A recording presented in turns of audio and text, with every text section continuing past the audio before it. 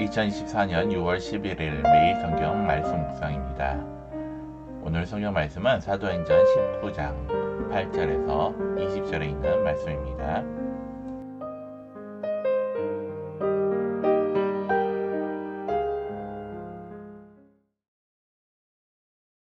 바울이 회당에 들어가 석 달 동안 담대히 하나님 나라에 관하여 강론하며 권면하되 어떤 사람들은 마음이 굳어 순종하지 않고 무리 앞에서 이 도를 비방하거늘 바울이 그들을 떠나 제자들을 따로 세우고 두란노 서원에서 날마다 강론하니라.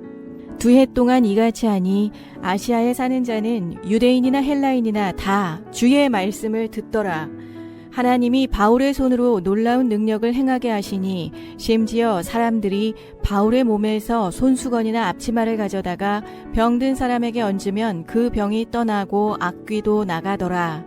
이에 돌아다니며 마술하는 어떤 유대인들이 시험 삼아 악귀 들린 자들에게 주 예수의 이름을 불러 말하되 내가 바울이 전파하는 예수를 의지하여 너희에게 명하노라 하더라.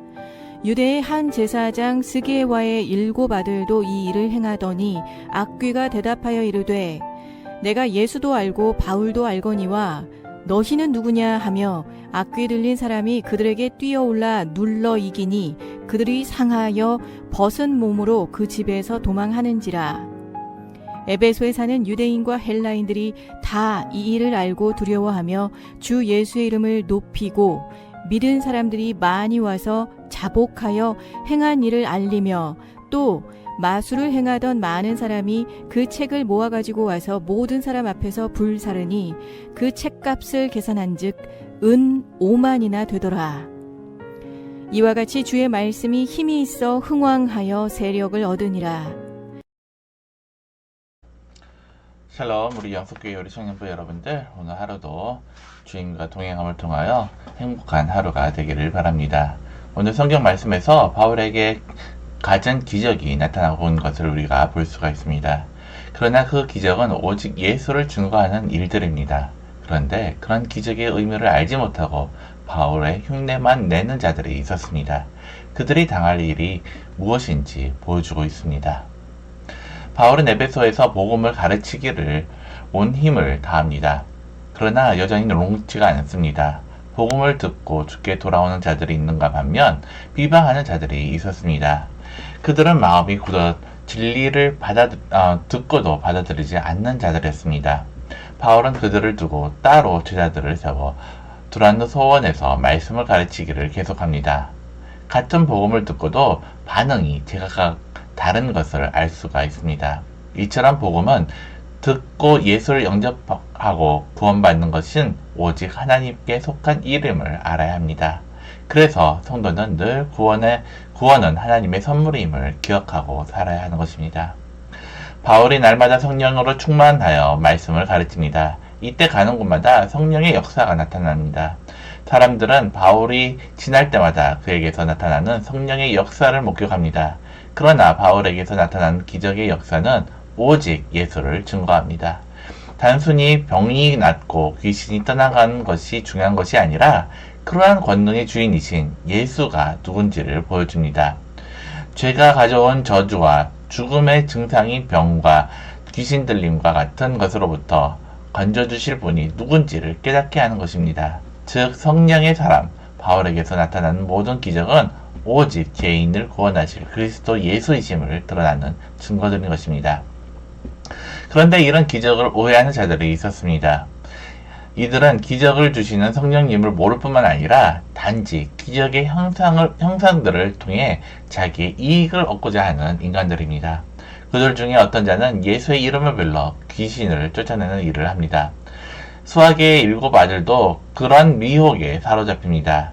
그들이 악기 들린 사람에게 예수 이름을 거명하며 능력을 행하고자 하지만 오히려 큰 화를 당하기만 합니다. 악기가 그들을 올라타고 눌러 제압하여 버립니다. 바울을 따라하면 기적이 일어나고 그렇게 해서 자신의 이익을 얻고자 한 악한 자들의 정체를 귀신도 알아차는 것입니다. 그들은 예수를 믿는 자들이 아니라 단지 예수의 이름을 이용하고자 하는 자들이었던 것입니다. 진정한 믿음은 무엇인지를 보게 합니다. 성도의 믿음에는 언제나 기적이 함께합니다. 그러나 그 기적은 사람들이 신기해하고 호기심을 가지는 일이 아닙니다. 죄에서 용서로 나아가는 기쁨의 역사입니다. 사망에서 생명으로 나아가는 장엄한 구원의 역사입니다. 저주의 결박이 풀리고 하나님의 자녀가 되는 역사를 보게 하는 기적입니다. 그러므로 성도의 믿음을 통해 나타나는 기적에는 사람이 취할 영광과 이익은 없습니다. 오직 생명과 구원의 주인이 되시는 그리스도만 영광을 받게 됩니다. 그러므로 성도된 나에게는 항상 기적이 함께하고 있는 것입니다. 그리고 그런 나를 통해 하나님께만 영광이 돌려지고 있습니다. 기적은 따로 만들어놓은 것이 아닙니다. 성도에게 당연히 주어진 일입니다. 그러므로 성도의 하루는 기적을 경험하고 누리는 시간입니다. 그리고 세상을 향해 기적의 주인이 되시는 예수를 증거하는 시간들입니다. 오늘도 마음껏 기적을 누리고 증거하는 기적의 하루가 되기를 바랍니다. 오늘 말씀을 다시 한번 묵상하면서 바울이 복음을 전할 때 나타난 현상들을 본문에서 다시 한번 살펴보시길 바랍니다.